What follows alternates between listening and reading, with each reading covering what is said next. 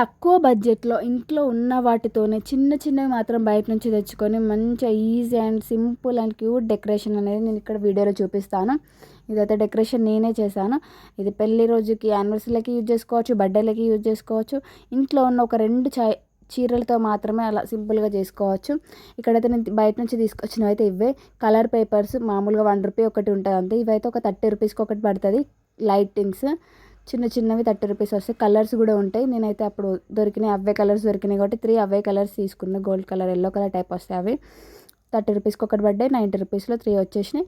Colour papers తెలిసింది కదా మీకు. ఇంకా సీజర్ ఇంట్లో ఉంటాయి. ఒక డబల్ స్టిక్ టేప్ ఒకటి తీసుకున్నా.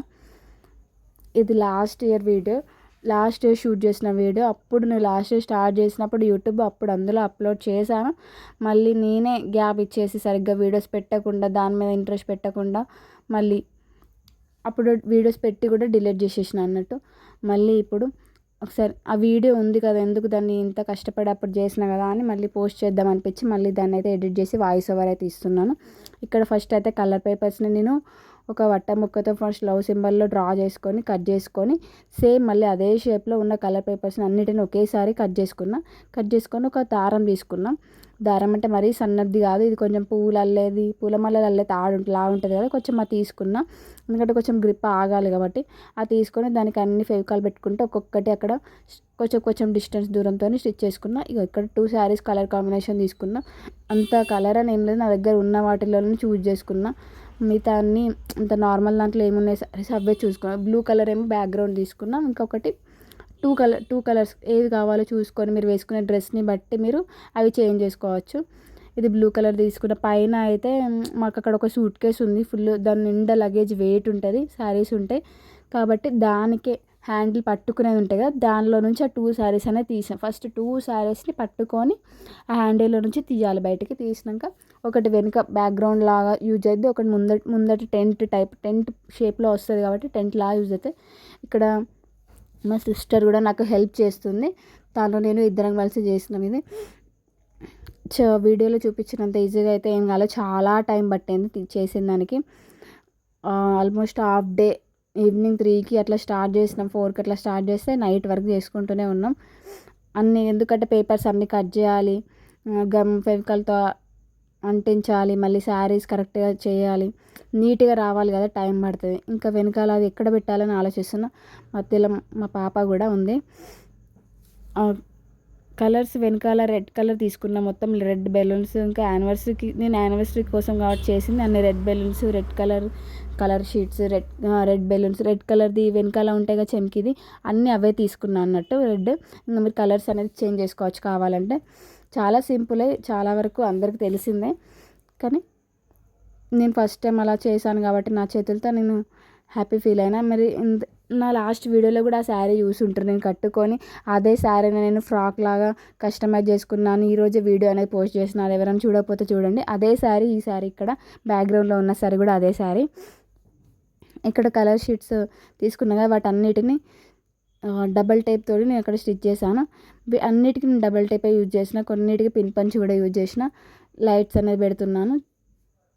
అన్నీ పెట్టేసినాక చూడండి ఒకసారి లైట్ అనేది ఆఫ్ చేసి మీకు చూపిస్తా ఎలా ఉంటుందో. లైట్ ఆఫ్ చేసినాక ఇట్లా అయితే ఉంది. మా హస్బెండ్కి సర్ప్రైజ్ ఇద్దాం, అతను వచ్చే వరకు ఇదంతా డెకరేషన్ చేసి పెడదామని నేను వెనకాల బెడ్ తీసుకున్న. బెడ్ మీదనే సెట్ చేస్తున్నా, ఒక కార్నర్ నుంచి వెళ్ళి ఆ బెడ్ మీద పెట్టేసి యానివర్సరీ అది మొత్తం ఎక్కిస్తున్న, దారానికి ఎక్కిచ్చేసి హ్యాపీ యానివర్సరీ అనేది దాన్ని అంటించేసి చూసుకుంటున్నా ఫోన్లో కరెక్ట్గా వస్తుందా లేదా అని వెనక్కి తిరిగి. పాపం నా కూతురు కూడా వెయిట్ చేస్తుంది, ఏం చేస్తుంది మా మమ్మీ అని అర్థం కాక. నేను అంత కష్టపడి, అంత ఇష్టపడి, అంతగానం చేసినా కానీ లాస్ట్కి అయితే ఫ్లాప్ అయ్యింది. అదేంటని ఈ వీడియో ఎండ్ వరకు చూస్తే మీకు చెప్తాను. ఇంకా అలా సింపుల్గా అయితే డెకరేషన్ కంప్లీట్ చేసేసుకొని నేను ఇంకా ఇక్కడ బొంబాయి రవ్వ ఉంటాయి కదా, దాన్ని మంచిగా నెయ్యిలో వేయింపుకుంటున్నాను. నేను దేనికోసం వేయింపుకుంటున్నాను చూడండి. నేను ఇక్కడ డ్రై ఫ్రూట్స్ అన్నీ కూడా గీలో మంచిగా ఫ్రై చేసుకున్నాను. తర్వాత సిర చేసుకుంటున్నాను. సిర కోసం కాదు, దీంతోనే కేక్ తయారు చేస్తున్నాను. ఆ రోజు ఏంటో అంటే బయట నుంచి తీసుకురావడానికి లేకనో ఎందుకో కానీ నేను మొత్తానికి ఇలా చేద్దామని ఫిక్స్ అయినా. ఆ రోజు సిర చేసేసి సిరలో చక్కెర, పాలు అన్నీ వేసి డ్రై ఫ్రూట్స్ వేసి దానికి కొంచెం కలర్ కోసం ఆరెంజ్ కలర్ ఉంటుంది కదా, ఆ కలర్ అనేది యాడ్ చేసిన. దాన్నే నేను ఒక బౌల్స్లలో వేసి కొంచెం గట్టిగా అయిపోయాక దాన్ని ఆ షేప్స్ తీసుకొని దాన్ని డెకరేట్ చేశాను అన్నట్టు క్యాండిల్స్ పెట్టి. ఒకసారి చూడండి, మీకు కూడా అర్థమవుతుంది.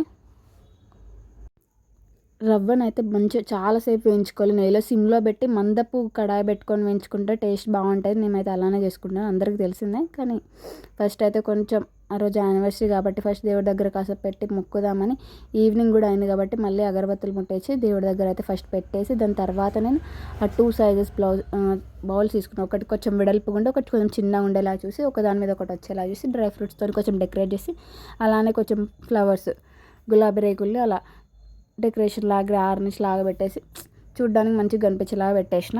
అలానే అందులోనే ఒక క్యాండిల్ కూడా పెట్టేసిన. డెకరేషన్ కూడా మొత్తం అయిపోయింది కదా, ఆ కేక్ అనేది అక్కడ పెట్టేసి ఇంకా నేను కూడా రెడీ అవ్వడానికి వెళ్ళిపోయినా. నేను కూడా మొత్తం రెడీ అయ్యి వచ్చాక ఒకసారి చూడండి, క్యాండిల్స్ పెట్టి లైట్స్ ఆన్ చేసినాక లాస్ట్కి అక్కడ చెమ్కీస్ అది ఉంటాం కదా, దాన్ని ఏమంటారు, బ్యాక్గ్రౌండ్ డిజైన్కి వాడతాం కదా, అది కూడా పెట్టేసినాక రీల్లా ఉంటాయి కదా, అది కూడా పెట్టేసినాక మొత్తం ఇంకైతే ఇలా ఉంటుంది చూడడానికి. ఇంకా మా హస్బెండ్కి నేను అదే షర్ట్, అది లాస్ట్ ఇయర్ కొనిచ్చిన యానివర్సరీకి షర్ట్ కొనిచ్చిన అన్నట్టు అదే షర్ట్ అయితే వేసుకున్నాడు.